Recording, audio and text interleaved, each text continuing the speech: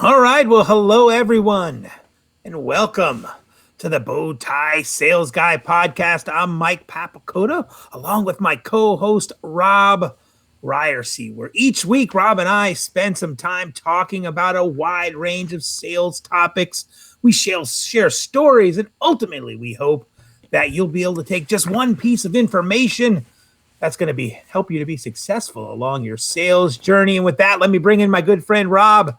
Rob, how are things looking in your world today? Mike, I'm thinking that maybe today you would rather be doing a Dogecoin podcast rather than a sales podcast.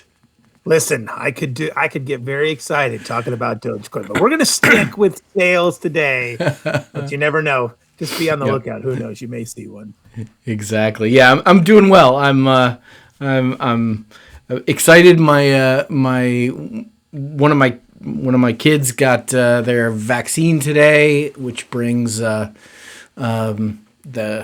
count of folks in my family who have been vaccinated up pretty high, and so that's an exciting thing, and looking forward to not having to worry about COVID anymore, and right? Just having to worry about making sales, right? I think we all are, man. And, for those of us certainly that are used to going out and meeting people face to face, being able to shake hands and just see everybody's whole face, I'm ready for that. I mean, I got some great masks and I'm still wearing them because I kind of love them, but I would like to see everybody's face. So yeah, it's very exciting. Hopefully we'll be getting back to normal soon. Yeah. I as you know, Mike, I also do some political work, and I wrote an article this past week about how COVID-19 changed political campaigning forever. That it caused political campaigns to have to embrace this idea of digital organizing, and I don't think we're going back. I think that's going to be something that will last even when the other methods of knocking on doors and those kinds of face-to-face things return. I don't think the digital organizing is going away, and it'll be interesting to me to see how sales survives and what it looks like in a post-COVID era. Because certainly salespeople had to completely pivot and shift. Especially outside sales folks who are used to walking indoors and meeting folks face to face, to now have to be on the phone in the midst of economic uncertainty, when people, for so many people, the first thing that goes is, buying more stuff, more solutions, more services. They want to hunker down. And so it'll be interesting to see how this pandemic will alter what sales looks like going forward.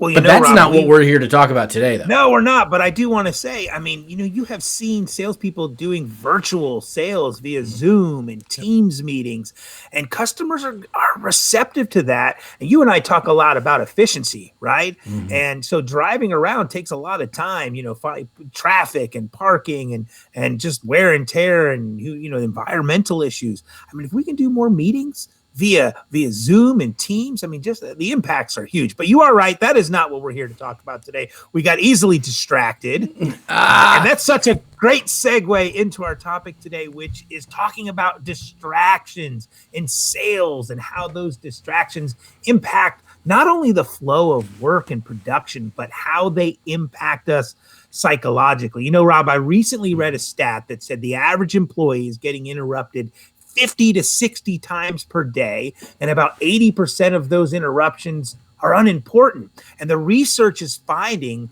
that those constant distractions are not only leaving people less productive, but more stressed than ever. And I can totally relate. I'm a serial multitasker. I find myself bouncing from one thing to another, looking at emails, looking at a text that might have come in, answering a question. And now we work from home, the dog's barking, significant others at home, and there's so many distractions. Now, when I am multitasking, I feel super busy and I think I'm being productive. But the truth is, I'm not being productive, and I'm also more stressed out. I mean, is that something you can relate to, Rob? Yeah, absolutely. I'm the kind of person that I like to say that I get more done, I get more accomplished when I've got a lot of stuff on my plate. Which is true. I'm the type of person that I typically got my fingers in quite a few things that are happening, but I'm not good when I try to work on them all at once. Right. I can have a bunch of different projects going, but when it's time to get this project done or to work on this particular thing, I've got to be able to focus. I've got to be able to concentrate. I've got to be able to, not get distracted by all the other things that are out there that fight for our attention that frankly keep us from getting stuff done. And my personality, I'm a sucker for like the productivity hack articles. And I can't tell you how much time I have wasted reading about productivity hacks, right? Right. Man. Well, and Rob, I mean, you do have your hands in a lot of things. I mean, you're a pastor, you've got a full-time job, very bivocational. You're also an author. You've written 2 books. And, I have to imagine when it comes to writing a book, something I've never done, but it probably requires an immense amount of concentration. Yeah. And I imagine you get into a flow, right? I mean, there's just a rhythm, a stream of consciousness. And so what is that like for you? Yeah. I mean, do you have to be somewhere where there's no distractions? Do you find if you get interrupted, you lose that thought and it's hard to get back into what you were doing? Yes to all of the above. And there's a couple of things. When I wrote both of my books, one of the things I tried to do was to go someplace different to do the writing. And often that meant a coffee shop or a cigar shop where I could, I wasn't worried about what my kids were up to or if my wife needed my help or something like that. In addition to that, I also used a Spotify playlist of either. There's one called Deep Focus, which is really good. I think my first book I wrote while listening to a Spotify playlist that was called, I think it was Postmodern Instrumental Rock or something like that. And then, a Spotify playlist where there's just music playing, no lyrics, because the lyrics will distract me. Some people that, aren't distracted by that. So it's got to be, it can't just be like musical covers of songs I know, because my brain will start thinking about what the lyrics are, right. Even whether they're there or not. So listening to instrumental music that's just music helps to keep me focused. Being in a different place, because what that does is that I kind of just mentally shift into this thing where like, okay, when I'm sitting here at this spot, that means I'm going to be doing this. And so right. My second book that I wrote, we had a desk that I would often carry outside to our back porch. I'd just pick it up and carry it outside, sit on our back porch with a cigar and a cup of coffee and my computer in front of me. But I knew that when I sat down there, that's what I was going to be doing. I was going to be writing. Right. And so I think, having some of those rhythms and some of those routines can really put you in the frame of mind that, okay, I'm not going to worry about anything else. I'm not going to look at anything else. I'm going to be focused in on this project right here, right now. Yeah. I mean, and there's so much to unpack there. And I think one of the things is that you set yourself up to have that time to do it. A lot of times we get a text message or somebody calls us or, somebody comes in the room and we're kind of like, you broke my concentration. But the reality is it's not that person's fault. They didn't know what you were in the middle of, And yeah. So there's some things I think that you can do, and you've mentioned some of them. We're going to talk a little bit about them to help eliminate those distractions. And for me, one of the things that I've always had an issue with is I've always felt that you had to respond right back to an email. It's urgent, right? And you gotta, so I just need to quickly check this and get in there and look at it. But again, I was finding some research and it was talking about like anything that you do that just quickly checking, even if it's just for a tenth of a second, can add up to 40% productivity loss over the course of the day. And this one really kind of blew me away. It can take us up to 23 minutes to get back into the zone after switching. So just a brief glance at a text or an email is going to pull you out of whatever it is that you were doing, and it's going to cut that productivity down by 40%, and then 23 minutes to ramp back up. So one of the things that I'm a big proponent of, especially when you're working on a project, is shut down the email. Just shut it down, and come back and do it in batches. Look at it all at once, answer all those at once, instead of doing the, let me quickly check it, because it's definitely going to pull you away. Thoughts on that, Rob? Oh, absolutely. I'm at the point in my life now where for about a month now, I've been doing this thing, and I've been tracking, because I'm a metrics kind of person. So I've been tracking it. But I am only checking my email twice a day. Wow. In the morning and in the evening. So it approximately 10:30 in the morning and approximately 4:30 in the afternoon is the only time I'm checking my email. I've turned off all notifications, all badges, everything. And it's really tough because there's that serotonin hit of I want to see what, and getting myself unaddicted from that has been an issue. But in the first month, so this is from March 11th through April 10th, I dealt with 1,801 emails, and I spent 326 minutes doing it. And so it averaged out at about 5 minutes an email. But, when we recognize that so often I'm just, delete, unsubscribe. Right. But then I'm actually setting aside time to give some meaningful responses to some emails that I think what happens to me is when I'll just check it, and then it'll sit there and I won't do anything with it. And that has caused, more stress and anxiety, because then I know it's there and it's living in my head. And so I've been doing this thing where I'm trying to, because I'm cheesy this way, I call it riot mail of read it one time. Read one time. Yeah. I only want to read an email one time. And so when I check my email twice a day, I'm going to read that email one time and I'm going to answer it. I'm going to do something with it then, and it's not just going to live and take up space in my head. Yeah. And I'm sure, Rob, when you and I back and we were doing those cold calls, trying to set appointments, you get into the rhythm, right? And then you check that email, and sometimes you never get back to making any more prospect calls. Oh, yes. So shutting down the email for sure. Just put it away. Like you said, maybe check it once or twice a day, or at least if you're in the middle of a project, if you've set aside an hour for the project, those emails can wait for an hour. Now, the other thing is, using a third space. And you talked a little bit about that, with when you were writing your books, where you set up a designated third space where you could go, where you're interruption free. And then you said that your phone is always on do not disturb. Is that right? So is that something that you... Yeah, I mean, I'm just the point where I'm pretty much, unless I'm expecting a call, my phone's going to be on do not disturb. Yeah. Because nothing's that urgent, Yeah. Nothing's that urgent.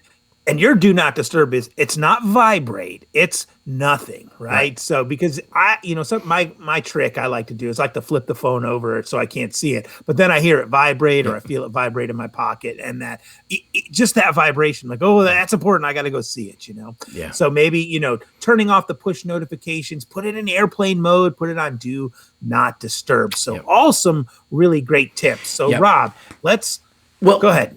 Mike, I think the other thing for me that has been enormously helpful is I have spent a lot of time over the last year developing the discipline and the habit of meditating, and I started about a year ago at 10 minutes a day. I'm now up to 20 minutes a day at least, and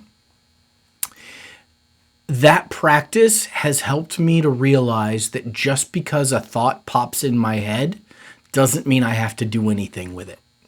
Right. And it has helped my concentration and my focus at other times that like, and you think of, there's kind of two different metaphors that get used. One of like standing by a road, watching the cars go by. And just because a car goes by doesn't mean you have to chase it. It could just go by, and that thought can come through your head, can pop in your head.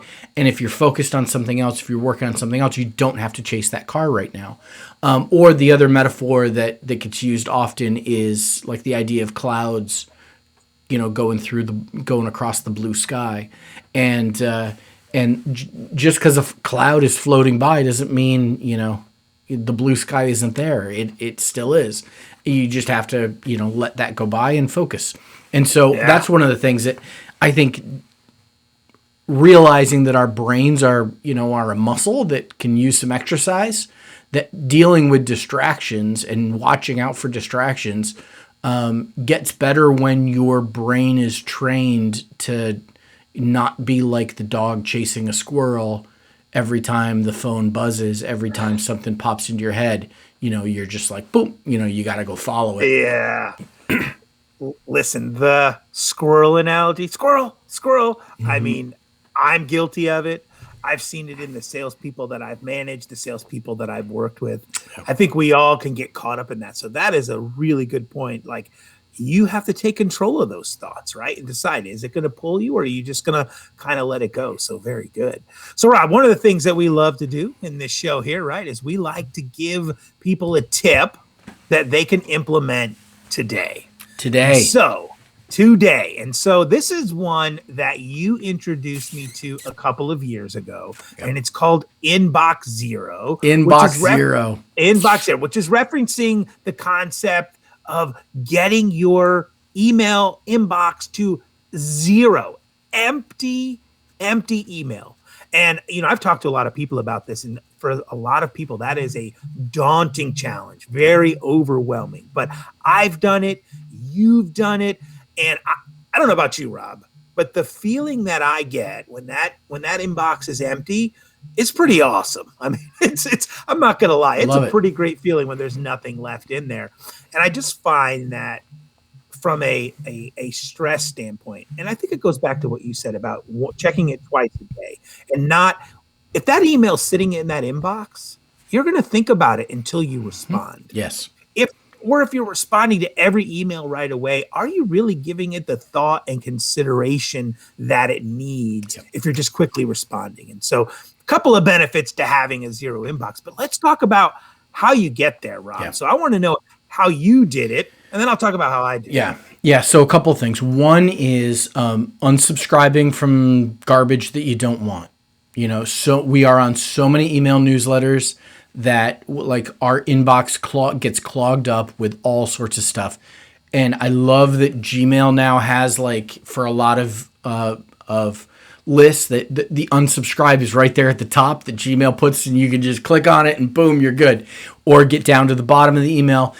That, 15 seconds of unsubscribing saves you so much time in the future. So don't just delete it, unsubscribe from the stuff that you're not going to read. Come on. Like, I get email from Banana Republic. I love Banana Republic clothes. I'm wearing a Banana Republic pants right now. I think I'm wearing a Banana Republic shirt right now. I'm not going to read an email from Banana Republic. I got to get off. You'll search for it when you need it. Yeah, I got to get off. Go online, coupons.com, you'll find it. Yeah, I got to get off that list. list. So that's one thing. Second thing is creating filters. So there's one of the things for me is any email from my wife or my kids gets bumped to the top, and I've created some filters that they get starred, they get whatever the different systems are, that like they get some special priority, so they kind of rise to the top for me.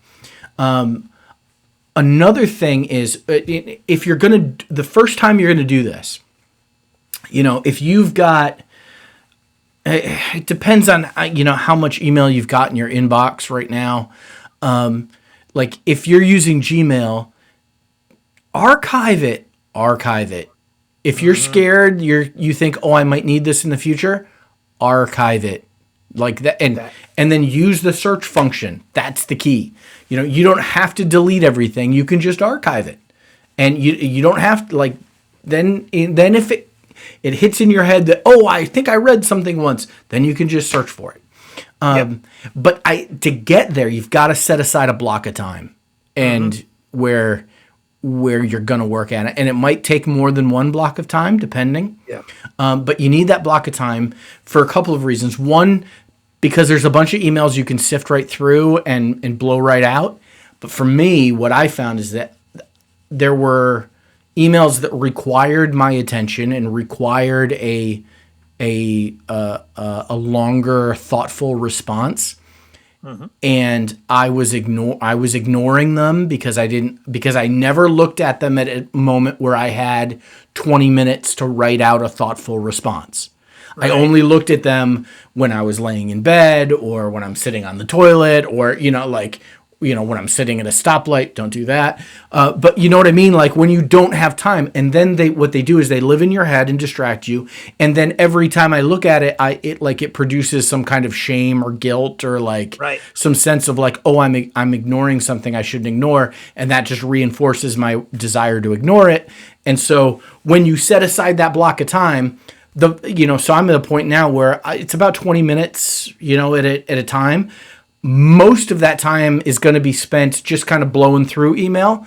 And then the bulk of it is going to be spent on one or two responses that require some thought. But I have dedicated the time to be able to do that. And once you get through that, maintaining it is really, really easy. Yeah, you're absolutely right. And so the big one that I like, that I do, like you said, is I create the archives folders. Because listen, I get it. There are a lot of people that need that CYA, man. They need to cover themselves and they need to say, oh, I got to go back 6 months and get an email to show that this was there. Listen, you can, especially, and I use, Gmail personally, but at work, I use Outlook, the Exchange. I have a couple of folders. One is the 2019 email folder. The other one's 2020. Now I have a 2021 folder. And if it's that important, I move it over into the 2021 and I go search for it, but it keeps the inbox clean. And I love what you said about how if you have a whole bunch of emails in there, they start to compound on one another and they start to build a little bit of stress of, did I miss something? Do I need to go back through these?